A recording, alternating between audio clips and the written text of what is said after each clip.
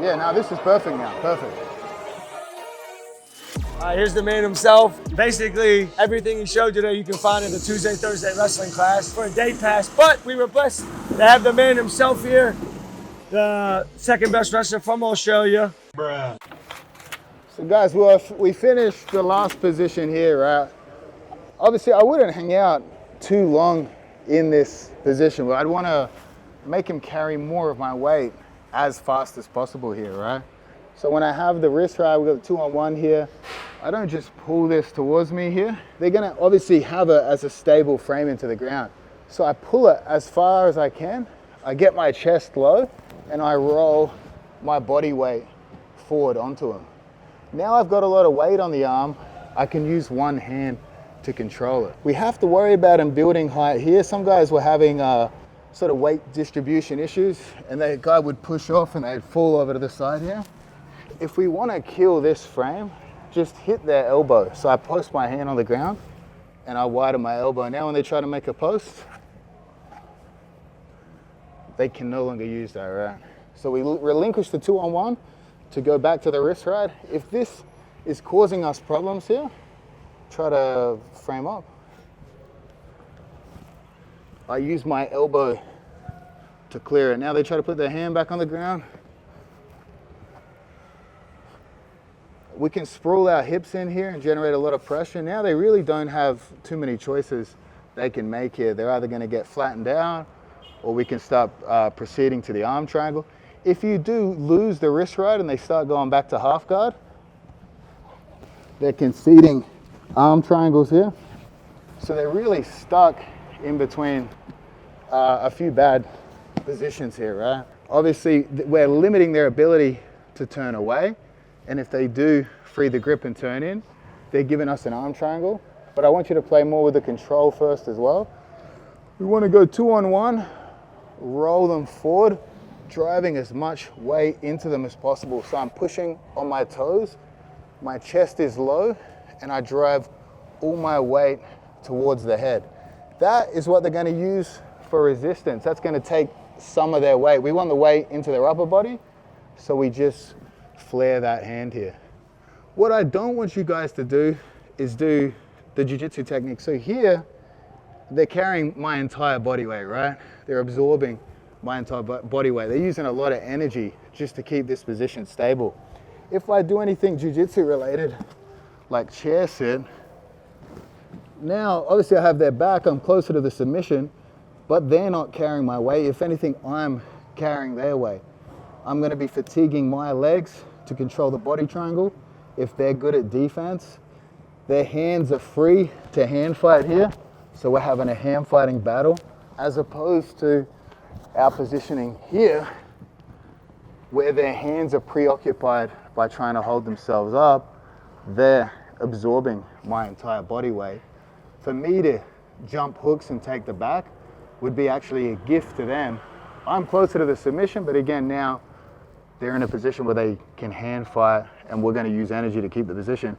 Here, it's just my body weight on top here. I'm just driving off my toes, pushing in. For them to keep the status quo, they're going to be wasting energy. So just that extra detail I want you guys to take. When we get here, get your chest low, drive weight forward, put weight forward into them here. I'm back heeling with my left leg. They're framing on this hand. Use your elbow to clear it. Now when they try to frame on the hand, and I want you guys to see if you have stability here, if you can control your training partner. Do you guys have any questions? When you're about to land in this position, maybe you can also do some slight adjustments to not land in half guard. Do you want to do that? Do you prefer the half guard? Does it not matter? I would prefer half guard here, yeah. You're saying as if you would prefer here? If you can just land straight into mount or with the knee, with the foot just behind his, so you can easily slide back. Instead of having the foot in between his legs, maybe sometimes you just land with the foot on top of his close leg. This is our anchor to prevent the turtle. We want to prevent the back take here. If I go straight to mount, there's potential they turtle straight up. So it's actually, I would much rather be here. Here's pretty good, but I really actually want my knee inside here, because now I have a perfect anchor on this hip. It gives us better diagonal control. I'm pulling his hip this way, and I'm controlling the wrist ride this way. So I'm actually splitting the core, which wouldn't be as easy to do from here. We are gonna upgrade to this position so we come back. If we do really start to flatten them out, from this position, I could elect to step here. Yes, no base. Yeah, exactly, but there's no ability to build height now. All right, guys, 3, 2, 1. No. Yeah, you see how this is preventing you driving any further? Now I'd actually just put, And now when you're confident they have no ability to build height, that's when I'd now use my left foot in front of their right knee to push it forward, to push it back. Yeah.